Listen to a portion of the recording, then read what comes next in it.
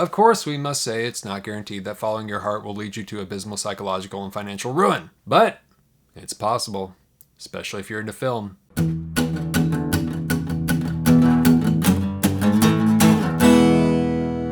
than food, man.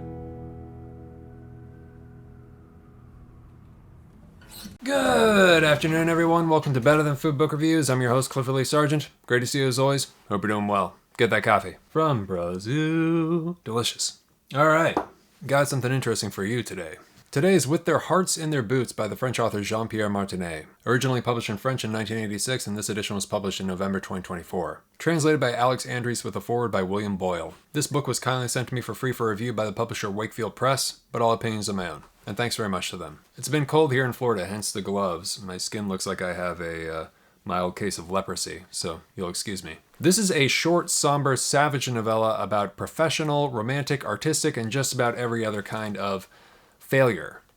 A grim portrait of rock bottom or thereabouts, but also, partially, a demented dark comedy.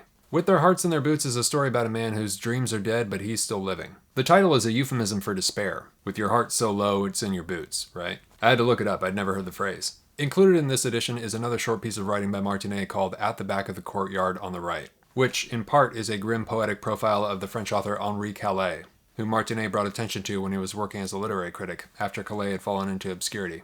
The information provided by Wakefield Press, along with the excellent introduction by the crime writer William Boyle, were great sources of help for this review. There is not a lot of information, at least in English, about the author, Jean-Pierre Martinet. Jean-Pierre Martinet was an obscure French author who, before becoming a novelist, worked in the French film and television industry as an assistant director. Though he wanted to, he never got the chance to make his own film. He then wrote some novels, worked as a literary critic, but never found much success there either. He bought a newsstand, but that venture failed too. And so he moved back in with his mother, who, from the sounds of it, was suffering from severe mental illness, going around to cafes in town and sticking up patrons with a wooden pistol. According to Wikipedia, at least. And Martinet died from his alcoholism fairly young in his late 40s. It's a sad story. Though he was not appreciated while he was alive, at least to the degree merited, he seems to have built a posthumous cult following. And after reading this book, which is the first of his that I've read, it's not hard to see why. This one is brutal, no way around it. If you're looking for a happy ending or an inspiring or empowering tale of redemption, this is absolutely not the book for you. On the other hand, if you're looking for a cautionary tale by a talented author who, during his life, never found the recognition and success that he both desired and deserved, with a narrative depicting a truly lost cause and the very possible self-destructive reality of following your passion, buckle up. Of course, we must say it's not guaranteed that following your heart will lead you to abysmal psychological and financial ruin. But it's possible, especially if you're into film, and it's a subject worth considering, You hear all the stories of success, of the ones who made it. What you don't hear are the stories of the ones who didn't, because they don't want to tell them. And they're probably, more often than not, harrowing and would scare anybody away from the endeavor in the first place if they knew the real truth. We find our protagonist, Georges Mann, a failed actor, crushing hard-boiled eggs on a bar counter. Not eating them, just crushing them. Makes him feel better. He's lost any hope of a career and the woman he loved, a woman named Marie Beretta. Mann recently tried to act in a porn film, but when the time came, couldn't perform, which for Georges seemed to have been the only further humiliation possible after agreeing to do it in the first place. By chance, and also failing, but not quite as badly as Mann, assistant cameraman named Daguenard, a friend of Mann's, finds him in the bar. Misery loves company. But Mann does not love Daguenard. Not at all. He's an obnoxious loudmouth. But he does have more money than Mann. So he tolerates him in exchange for a meal, and hopes to borrow some money. It turns out to be much more than he bargained for. Throughout the night, he's antagonized by Daguenard, the two of them trapped together in this increasingly intoxicated, self-pitying purgatory, wherein eventually reality starts to slip for Mann, and things start to rapidly deteriorate. Mann is far from a saint, but Daguenard reveals himself to be some kind of Weasley sadist. Miserable himself, but someone who enjoys twisting the knife, right? And Mann just can't get rid of him. It's like the worst acquaintance that you just cannot shirk. The book is written in a gritty, down-on-your-luck crime tone. Kind of like Welbeck if he had turned to a life of crime. Like Welbeck as a thug. It's like reading a colder Bukowski. There are traces of warmth, of past ambitions, of hopes, but all that is gone now. That's not what this story is about. This is a story about what life is when you've missed the boat. When it is definitively too late. It's a story about a man's agonizing reflections on a life of mistakes. It's about failure. Bukowski wrote, "Find what you love and let it kill you." This line seems perfectly applicable to this novel, with Maman's love of acting and Marie Beretta, the woman who left him that he can't get over. Notice her surname. Dagenhard and Maman fell in love with the film world and it has all but killed them. Throughout the book, the characters repeatedly make cinematic references. Dagenhard has cancer and has nicknamed his cancer Yasujiro, in honor of Yasujiro Ozu, the famous Japanese director, the guy who did Tokyo Story. Maman notes his distaste for Dagenhard's cinematic devotion. With this, it seems to me that Martinet is saying that cinephilia is a terminal disease.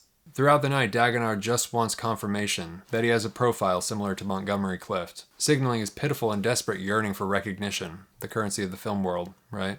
A poster of Lauren Bacall mysteriously appears in Maman's living room. He has no idea how it got there, gazing down on the catastrophe of he and Dagenhard's lives, like a seductive but cruel, omnipresent vision of the unattainable ideal, of cinema and beauty, right? At points, Dagenhard seems less like a person and more like a hallucination manifested by the gradually insane mind of Maman, intent on destroying him, like it's part of himself trying to destroy himself. And it's interesting because the only moment in the book when Maman becomes happy is when he's fantasizing about killing Dagenhard and getting rid of him finally. And that's interesting because if this theory holds up, then, he's imagining killing a part of himself and it's making him very happy. And Maman hints at this along the way. What, Maman wondered, was Dagenhard driving at? Really, this guy was unpredictable. A genuine enigma. Sometimes he acted like a perfect idiot. Sometimes, on the other hand, he seemed to be reading your mind, laying you bare with infallible intuition.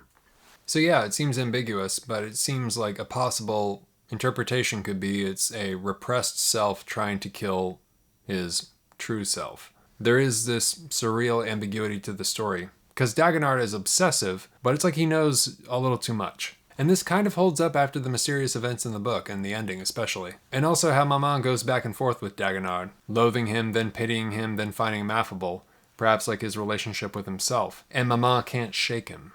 He simply won't go away, right? Is Dagenhard a kind of vengeful manifestation of Maman's deteriorating consciousness? A representation of a failing psyche? For me, the ending seemed to suggest this, but it's unknown. He could just as well be real. It's a book about failure, and failure is a rich subject, as it's probably closer to many of our stories, and I mean no offense, I include myself in that group. All people fail at something. The ones who fail but then succeed are by definition exceptional. And it's compelling how just as everybody's story is different in success, they're just as varied and perhaps much more interesting and specific in failure. Not all the time, I know, but failure seems to be what makes a good story. You couldn't just have a story about success. Like, who cares? You could have a story about failure, then success, but you could also have a story just about failure, right? There's something about us that latches onto that. Colossal failures are especially interesting, sometimes much more so than colossal successes. Like Lost in La Mancha, that documentary about Terry Gilliam trying to make Don Quixote, which was an epic failure and just this nightmare project. And he eventually made the film, and I never saw it. The premise of the documentary of his epic thwarted ambition and losing all that money and time and the film collapsing was far more of an engaging premise than the successful production of the actual film. No offense to him. I wish him all the best. I'm just being honest. I'm glad he got it made. It's interesting, So it's like, how does that work? So failure is a very interesting subject for us. And I don't think it's just schadenfreude, right? Although there may be that component with some readers. But instead, I think because we experience so much of it in life, all of us, it's so common. All of us experience failure. Some of us more than others, for sure. But because it's so relatable, when we see it in a story or a novel, it strikes us as a far more realistic portrayal of reality, For some tragic cosmic reason, failure seems more like the truth. But this book isn't about thwarted but admirable ambition, like Lost in La Mancha, about sacrificing it all in a grand gesture of doomed desire. It's about a quiet nobody who has quietly failed. Yet it's fascinating because there is so much here to relate with. It's a tale of a guy who dared to dream and wound up in the place that we all fear the most. Drunk, eating dog food, and possibly going insane. It's like an even bleaker Withnail and I. For real, it's a bleak fucking story. But it's kind of funny. Intentionally. He had Martinet had a good sense of humor. Like cutting, like vicious, but like neither of these characters are likable or sympathetic, but that doesn't really matter. They're interesting, which is the most important thing of all. They're repulsive, right? And yet, on some level, you just can't help but feel for them when you read it. What does a person do when they reach that age where their younger life is over and all that seems left is a gradual progression of loss, exacerbated by their horrendous lack of self-care, unrealistic pursuits, wallowing in addiction? When the truth finally dawns on them, the dream is dead and what awaits is unknown, save for death, and what life remains will likely be bleak compared to their previous aspirations. Where do they go? What do they do? Is there a realistic chance of turning things around, right? There is, in fact, but the effort required is tremendous. Too much for many, it seems, and probably too much for me. I wouldn't want to find out. And we should have sympathy for those who have found themselves in that position. Many of us may one day arrive there ourselves, even if today things are looking great. That's the fucked up truth about life. It can change in an instant. The addiction to unrealistic dreams or ambitions can be compared with an addiction to alcohol. They can both kill you over a long period of time, and you might not even know it. So one day you wake up and you realize you've wasted your life, you're destitute, or like you have cancer, or you're cirrhotic, or whatever. Take a look in the mirror and you realize it's over, right? Film can be a poisonous world to sink your life and finances into. A world with appalling opportunity costs. Take it from me, a failed filmmaker. A novel by a failed filmmaker about a failed actor reviewed by a failed filmmaker. It all comes full circle, right? Oh, so much failure. But in film, you can go for years just off of the encouragement from one or two people you admire and respect. You can hang on by a thread and nourish that impossible dream for a decade before you wake up and realize you've wasted so much of your life and finances. You can commit yourself to that trap, and when it doesn't pan out, there you are. And it's literally nobody's fault but your own. Film is a dangerous, seductive endeavor, the ultimate femme fatale. No wonder it lends itself so well to the crime writing style, right? Because there's always that element of gambling, of chance, like the lottery. That's part of the draw of the film industry. The chance that something could happen. The right meeting could happen. The big break could come. Someone important believes in you. The financing could show up and you might miss it if your eyes aren't open. Because the fact is, those moments do happen. Like people do win the lottery. But it's like Michel Houellebecq wrote in Platform, anything can happen in life, especially nothing. That's one of the greatest lines in history. I love that line so much. It's so true. What's potentially worse, after so much failure, so many dead ends, you get that fatigue, and you can lose your love of the medium in the process when you see the reality of the business. And there's no guaranteed reward for persistence, right? For sticking it out. Daguenard Maman stuck it out. These characters may have been delusional once, enamored with the film dream, right? Not anymore. Now it's much worse. They can see reality. But it's like their alcoholism, which tremendously exacerbates the issue. They just can't quite quit. If we're not paying attention, any one of us could slip into something that feels like it's impossible to escape. It doesn't have to be that way, of course. One thing you can do is choose not to neglect your mental health, and there are definitely tools to help with that. Working out, getting enough sleep, and eating properly are some great tools.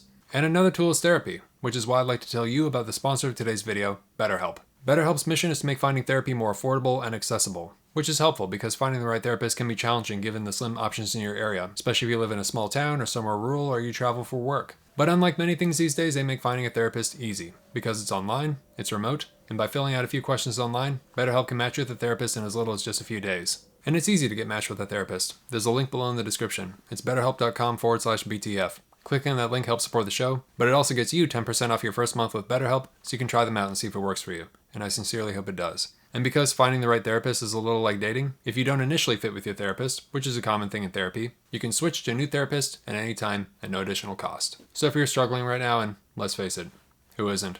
Please consider online therapy with BetterHelp. And thanks again to BetterHelp for sponsoring the show. It's a good metaphor that Martinet employed with unrequited love, with this woman that Mama is still in love with, but who doesn't love him. She's the metaphor for film. Because of the ending, I'm almost totally convinced of it. Marie Beretta is Maman's metaphor for film. Daguenard's is his cancer, Maman's is Marie Beretta. It's a film noir novella. Truly, it really is. Even the title sounds like a film noir. With their hearts in their boots. Two men. No life.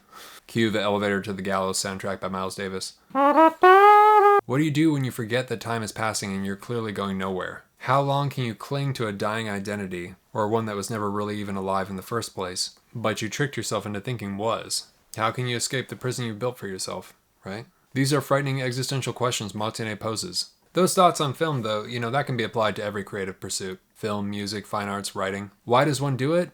In the end, I'm guessing because one can't not. Because they really do love it, right? Regardless of whether or not it takes everything else in their life away from them, including maybe even life itself. Not something I recommend you do. I do not recommend dying for art. Some of these creative pursuits are far more economically dangerous than others. Film being number one in my opinion, because it is the most expensive medium, and perhaps because of that, the one wherein you have the least control. Even if you win the lottery of being able to make a film, now you enter the lottery of not only making a good film, but one that makes money. Above all, the latter. If it's a bad film but it makes money, you're going to be fine. You can keep your career making a bad film that makes money. You cannot keep your career by making a good film that doesn't make money. By the end of their lives, a shocking amount of legendary filmmakers were having difficulty getting financing. Orson Welles, Fellini, another brilliant filmmaker who just passed away, David Lynch. It is not an uncommon story. The film world doesn't run on artistic genius.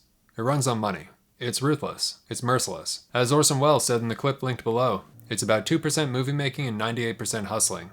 It's no way to spend a life. Martinet's tale and life are cold comfort for those who would be inclined to marry their finances to their creative pursuits. Even if you're a good or great author or filmmaker, or artist of any kind, you can still end up failing while alive and dying in poverty. But while these are dark realities, they are not the whole truth. Sometimes the artist himself sacrifices their life to their art. The price is steep. It costs them a great deal, perhaps everything, including the knowledge that their work will live beyond them. But that's the risk artists take. That's the gamble. Artists are gamblers. They are. And while their art is unsuccessful during their lifetime, somehow it survives, and it takes on a life of its own after they pass away. In that respect, it turns out the artist was not a failure, as they may have believed themselves to be. This is also not uncommon. And that's the case with Jean-Pierre Martinet. His books are finally reaching their audience, and seem to be deeply appreciated by those who respond to them. In the end, though sadly never lived to realize it, Jean-Pierre Martinet was not a failure. He was a success. Better than food. 4 out of 5 coffees. That's not the whole review, though. Also, at the back of the courtyard on the right is the short piece of writing following the novella, demonstrating Martinet's literary talent to the point where it's just as good, possibly even better for me, than the novella itself. The novella is good, but this piece of writing is what pushed it to 4 coffees for me. Differing stylistically from the novella, it's a drifting, fragmented, poetic meditation on the bitterness of life through Martinet's contemplation on the author Henri Calais, a French author who was well known but then forgotten, though I believe rediscovered in part thanks to Martinet. It pairs well with the novel in its depiction of the hopelessness at the end of a life. Hopeless, but in a way, resolute in confronting life as it truly is, almost courageously. Strange spring in the morgue. Calais, after several suicide attempts, figures out that, in spite of everything, you've got to live. Either you must do something or something must be done to you, says Herman Melville in Bartleby. You had a few laughs, even so. You've been a man, or tried to be. You've choked back your tears in silence, hot and salty. You weren't very well armed for life. More of a caterpillar, more of a slug to start with. But what the hell? You fought like everybody else. You pretended to believe. And like everybody else, bad son, bad brother, bad lover, bad father, bad everything. It's only as a corpse that you play your part pretty well, and even then, it remains to be seen. Brutal. Another line was, "This isn't Proust. The past doesn't prettify anything." So yeah, it's good, but it's rough.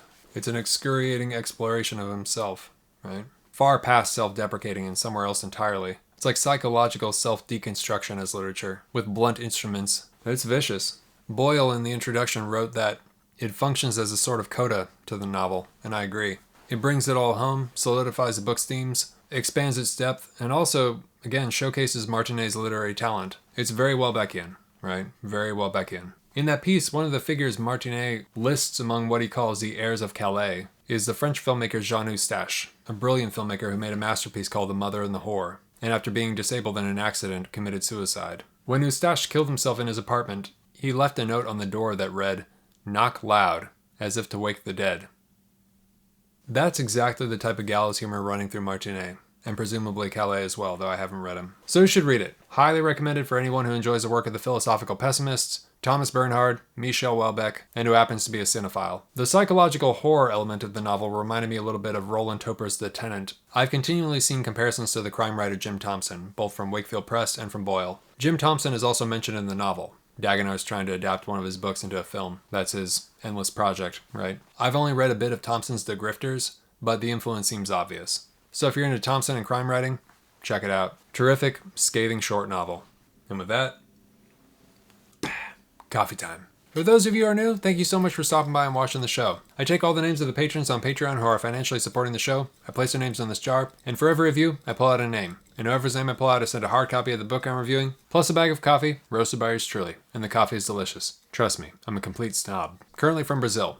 If you would like to get in on that and help support the show, I really appreciate it. Thank you very much. You can click on the link below, or go to patreon.com/books are better than food, and the tiers start at $5 per video. Please don't forget to set a monthly limit if you're on a budget. Thanks. In addition, for becoming a paid patron, you'll get access to all this cool stuff.